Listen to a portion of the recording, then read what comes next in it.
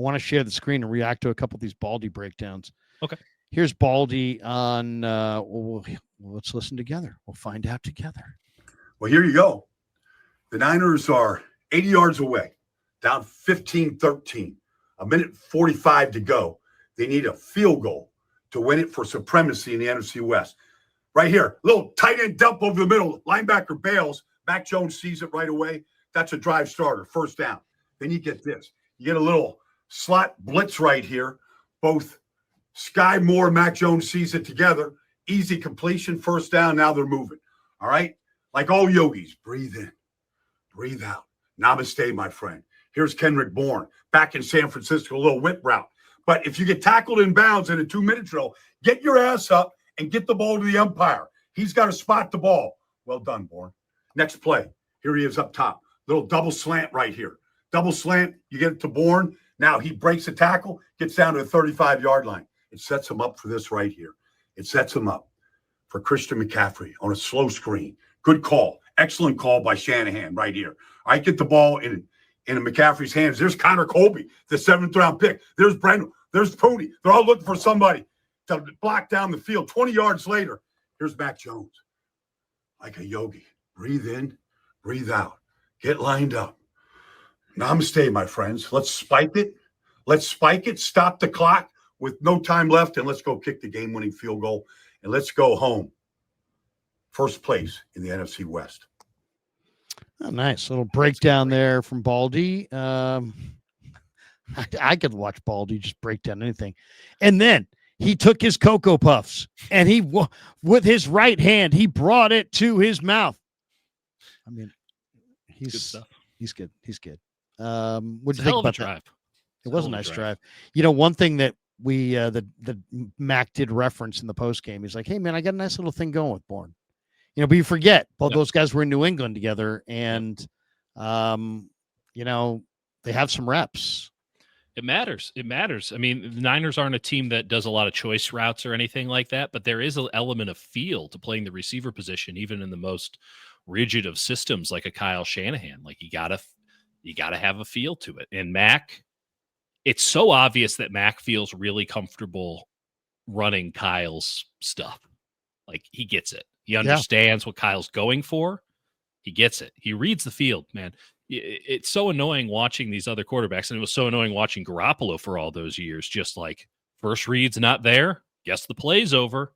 Like backup quarterback, some guys don't have the ability or the time or the arm strength or whatever to go through all their progressions and live. And Mac's kind of flirting with disaster sometimes, standing in the pocket too long. But at least he sees it. At least he sees it. He can process and he can distribute. He It can matters. process and he can distribute, and that's what Brock can do too at his core. Brock's got more, He's got so much more, but so much more that is the skill baseline. and speed. Yeah. One more from Baldy here. Let's see what he says here. On a day when Nick Bosa only played 13 snaps, an ugly finish to his day, Mykel Williams picked up the slack. I mean, on this third down right here, he just tackles everybody. McBride, Connor, everyone. Just tackles the whole thing. Now, you watch Bryce Huff come. I mean, the guy, here he is on third down right here. He's getting doubled. He gets his hands up in the air. Bam, ball's batted up in the air.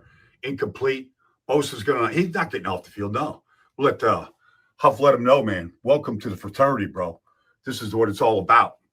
And then you just watch him. Like, he's just a Bugatti off the edge. His speed, they try to double him, and here it is. Like, it's hard to make an accurate throw when the Bugatti is just dumping you to the ground. Incomplete pass. And then 3rd and 1. You watch Bryce Huff off the edge and Fred right here. 3rd and 1, how they just stop James Conner cold. Both of them. Fred low, Huff high. Both get off their blocks. And then you just watch how Huff closes right here. Him and Mykel right here. Together. Here they both come. At Kyler Murray. Down goes. That closes out the half right there. And then you watch this right here, okay? Huff's going to play the keeper. Mykel's going to split the double team inside. They're both going to meet at the ball carrier. I mean, guys had to pick up the slack when Bosa went out. And that guy is going to be a monster. And Bryce Huff and Fred, that was a pretty good day. Pretty good looking defensive front in that game. On a day when Nick Bosa only played. No doubt. Niner fans love that little highlight right there. Lots of love. Yeah, they're seriously. Mikel looked amazing in this game. Huff looks amazing at this point. Yeah, we mentioned Warner and Winters. They got a lot of good things going on their defense, and it makes you wonder. I know at the beginning of the year they were probably thinking, okay, maybe those rookies won't come along. Now you're 3-0. You're winning with your backup quarterback. Your rookies are coming along. There's even more coming behind them. Guys like Nick Martin are coming. Do they get more excited about being all in on this year after their 3-0 start based on what they've seen from their young defenders? It's got to keep going.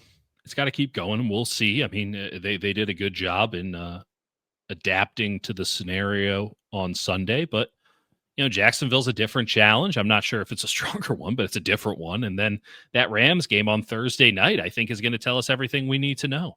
If they can win that, go 3-0 in the division, game on. Like, doesn't Nick Bosa or not, like, game on.